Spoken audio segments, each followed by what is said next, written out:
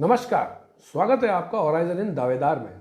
दावेदार हमारा एक ऐसा शो है जिसमें हम आपको मिलवाते हैं ऐसे लोगों से जिन्होंने ज़िंदगी भर पार्टी की सेवा की है, लोगों की सेवा की है, समाज सेवा से जुड़े लोग हैं या फिर ऐसे ऊर्जावान लोग हैं जो पहली बार नगर निगम चुनाव में किस्मत आजमाना चाहते हैं। हमारे शो का मंतव्य ये है कि हम ज़्यादा से ज़्यादा नए चेहरे शहर के निगम क्षेत्र के कोनों से निकाल कर लाएं और जनता के सामने रखें ताकि उन्हें लगे कि ये लोग भी वाकई योग्यता रखते हैं प्रतिनिधित्व करने की। ऐसा ही एक युवा ऊर्जावान चेहरा आज हमारे साथ है निमेश चौहान। निमेश चौहान वार्ड 79 से चुनाव लड़ना चाहते हैं। निमेश युवा हैं, व्यवसायी हैं, इनका फाइनेंस और रियल एस्टेट कंसल्टेंसी का बिजनेस है और कांग्रेस संगठन से जुड़े हुए खेलकूद प्रकोष्ठ में कार्यरत है। आइए बात करते हैं निमेश चौहान से। निमेश जी, बहुत बहुत स्वागत है आपका। निमेश जी, हमारे यहाँ एक परंपरा है, हम जिस किसी को अपने शो पर बुलाते हैं वो अपना परिचय जनता को खुद देता है। आप बताइए लोगों को। नमस्कार दोस्तों, मेरा नाम निमेश चौहान है और मैं निवर्तमान अध्यक्ष हूँ कांग्रेस खेलकूद प्रकोष्ठ का। उसके साथ ही करीबन 4-5 सालों से मैं कांग्रेस से जुड़ा हुआ हूँ और वार्ड नंबर 79 जो कि वैशाली नगर फ्रेंड्स कॉलोनी का क्षेत्र है, वहाँ से एक पार्षद के रूप में दावेदारी करने जा रहा हूँ, जिसके अंदर मुझे होराइजन हिंद के संपादक महोदय श्रीमान राघानी साहब नरेश जी ने मुझे आमंत्रित किया। इनका मैं बहुत बहुत धन्यवाद देता हूँ। जय हिंद। आप मुझे बताइए निमेश जी, आपके वार्ड में आप आप कितने साल से सामाजिक सेवा के क्षेत्र में लगभग एक्सपीरियंस कितना है आपका? सर ये देखिए, कांग्रेस कमेटी में आए हुए लगभग 4-5 साल हो गए हैं, लेकिन जैसे मैं कांग्रेस कमेटी में आया था तो जो मेरी शुरुआत हुई, एक जिम्मेदारी वाला जो पद होता है, यानी कि मुझे कांग्रेस खेलकूद प्रकोष्ठ का अध्यक्ष बना दिया गया। अच्छा। तो उसकी जो पूरी जिम्मेदारी होती है, मैंने काफी सारे टूर्नामेंट्स कराए हैं, प्रतियोगिता कराई है, तो उसको मैंने ठीक से बढ़िया से निभाया है और मेरे अंडर में करीबन 80 से 85 लोगों की कार्यकारिणी भी है। अच्छा, 80-85 लोग बिल्कुल। खेलकूद प्रकोष्ठ के अंदर। अच्छा, मतलब वो खिलाड़ी लोग हैं उसी क्षेत्र?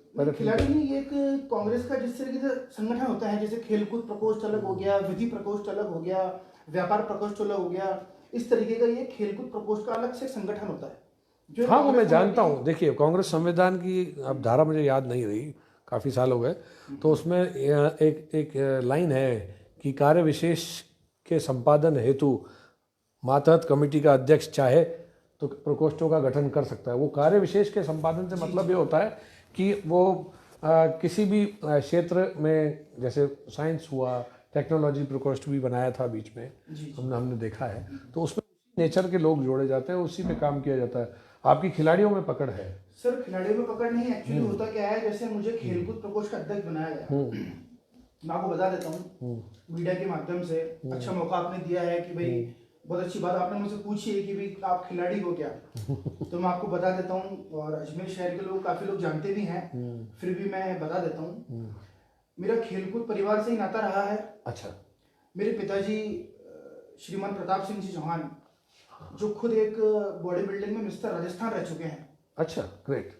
और मिस्टर गवर्नमेंट कॉलेज रह चुके हैं 4 बार। ग्रेट। और मेरे जो बड़े भाई साहब हैं वो खुद एक बहुत अच्छे खिलाड़ी, नेशनल लेवल के क्रिकेटर रह चुके हैं, प्रयास चौहान, जो आज खुद भी उनकी जो जीविका है वो भी आज एक पीटीआई है, स्पोर्ट्स टीचर है, दुबई के अंदर कार्यरत है वो। ग्रेट। और मैं खुद एक बहुत अच्छी बॉडी बिल्डिंग करता था, तो हमारा जो शुरू से जो बैकग्राउंड रहा है वो खेलकूद से रहा है। तो वही एक्सपीरियंस, उसी एक्सपीरियंस को देखते हुए मुझे जिन्होंने अध्यक्ष बनाया था वो भी खेलकूद से बिलोंग करते हैं। उनका नाम सौरभ बजाड़ जी है, जो कुश्ती लड़ते हैं। हाँ, सौरभ जी हैं। उनके फादर, मेरे फादर साथ में पहलवानी करे हुए, तो उन्होंने मुझे अध्यक्ष बनाया था और उसके साथ में विजय जैन साहब ने मुझे दोबारा अध्यक्ष बनाया था। अब एक बात बताओ, पहलवानी में और राजनीति में फर्क है निमेश?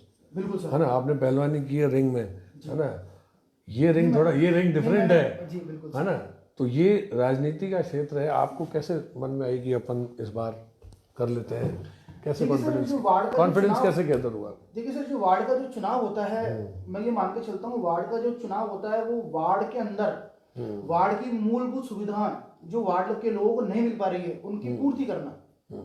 वार्ड का जो एक चुनाव होता है, वार्ड का एक जो पार्षद होता है, वो कहीं ना कहीं पूरे वार्ड का एक बेटे के समान होता है, सदस्य के समान होता है। उस वार्ड की देखरेख करना, उस वार्ड में जो कमियां हैं उनको पूरी करना, ये सब चीजें एक वार्ड पार्षद की जिम्मेदारी होती है। तो मुझे लगा कि जब मुझे वार्ड 79 में वैशाली फ्रेंड्स कॉलोनी में रहते हुए करीबन आज 18 साल हो चुके हैं, तो मुझे भी लगा मुझे भी यहाँ पर एक दावेदारी करनी आप चाहिए। कहाँ रहते हो वार्ड में?